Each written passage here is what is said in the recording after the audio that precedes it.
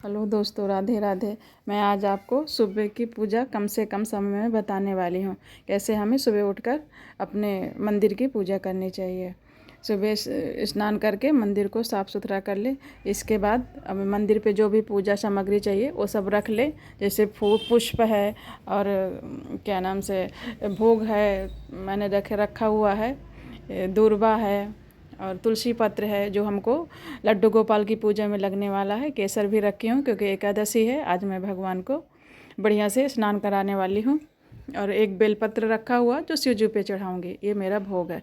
अब हमको सबसे पहले आचमन करना चाहिए। अगर आपको मंत्र आता है, सबसे पहले पवित्रीकरण करना चाहिए। अगर आपको मंत्र आता है तो मंत्र पढ़िए, नहीं तो आप ऐसे करिए, 3 बार आचमन कर लीजिए। फिर इसके बाद हमको पूजा स्टार्ट करनी है, क्योंकि हमारे मन और शरीर की शुद्धि होती है। अब हमको लड्डू गोपाल के स्नान कराना। आज एकादशी है, इसलिए मैंने विशेष स्नान कराया है शंख के जरिए। इसको कराने से हमारे घर में सुख समृद्धि आती है और हम निरोग भी रहते हैं भगवान की कृपा से। ये देखिए, मैंने दूध और केसर से लड्डू गोपाल का स्नान कराई हूँ बढ़िया से। अब उनको पोंछ के साफ करके बढ़िया से एकदम धुले हुए साफ़ सुथरे भगवान को कपड़ा पहना रही हूँ। इसके बाद अब मैं सबसे पहले पूजा स्टार्ट करें तो हमको पृथ्वी माँ का पूजन करना चाहिए। जो जल डाले 1 चम्मच, फिर हल्दी कुमकुम है, पुष्प है वो चढ़ाइए। पुष्प नहीं है तो अक्षत ही डाल दीजिए। और अब हमको, अगर आपके पास कलश रखा हुआ है तो आप कलश का पूजन करें। पृथ्वी माँ के बाद हमको कलश का, वरुणदेव का पूजन करना चाहिए।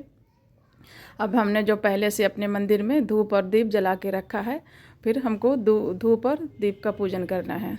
क्योंकि बहुत लोग होते हैं ना कि बाद में दीप जलाते हैं। हमको पहले ही धूप और दीप जला के रखना चाहिए, क्योंकि हमारी पूजा तभी मान्य होगी जब हमारे मंदिर पे दीप होना चाहिए, तभी भगवान उस पूजा को स्वीकार करेंगे। यानी और ये साक्षी भी होता है हमारी पूजा के लिए, इसलिए दीप का पूजन करें। हम मेरे पास देखिए शंख है, तो मैं शंख का, दक्षिणावर्ती शंख है जो मंदिर में रखना चाहिए, इसलिए मैंने शंख का पूजन किया है 1 वो चम्मच जल डाल के। इसके बाद सर्वप्रथम पंचदेवों में गणेश भगवान आते हैं। मैंने पहले से उनको नहला धुला के बैठाया था, अब मैं उनका पूजन कर रही हूँ। हल्दी कुमकुम लगाई हूँ। अब इसके बाद अच्छा चंदन और पुष्प चढ़ा रही हूँ। देखिए, हमें पुष्प हमेशा सीधा ही चढ़ाना चाहिए, उल्टा कभी नहीं चढ़ाएं। अब इस पूजन करने के अब मैं अपने गुरुदेव जी का पूजन कर रही हूँ। अगर आपने गुरु दीक्षा ले रखी है तो गुरु का पूजन भी पहले कीजिए। मैंने लिया है हरिद्वार में श्री राम शर्माचार्य जी से, और मेरे इष्ट भी गायत्री माता हैं, इसलिए मैं उनका पूजन कर रही हूँ। हमारे मंदिर में हम कम से कम पंचदेवों को तो ज़रूर होना चाहिए, और सुबह हमको पंचदेवों की पूजा भी करनी चाहिए।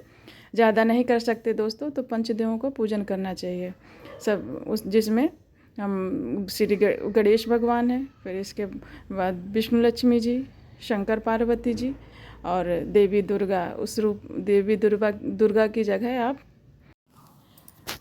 शक्ति रूप में आप चाहे दुर्गा लीजिए, पूजा करिए, चाहे लक्ष्मी जी का, या कोई भी आपकी कोई आराध्य देवी हैं उनका भी, काली माँ हैं उनका पूजन कर सकती हैं। पंचदेवों में कोई भी एक शक्ति होनी चाहिए। ये देखिए, मैं अब शिव पार्वती के पूजन के बाद मेरे पास लिंग है जो मैं महाकालेश्वर से लाई थी, वही उनको 1 बेलपत्र डेली पूजा करती हूँ और 1 बेलपत्र चढ़ाती हूँ, शमी पत्र, ये सब चढ़ा के। और अभी मेरे पास राम दरबार भी है जो अयोध्या जी से लाई थी जब स्थापना के समय, उनका पूजन करूँगी। और इतना आपको पूजन करना है।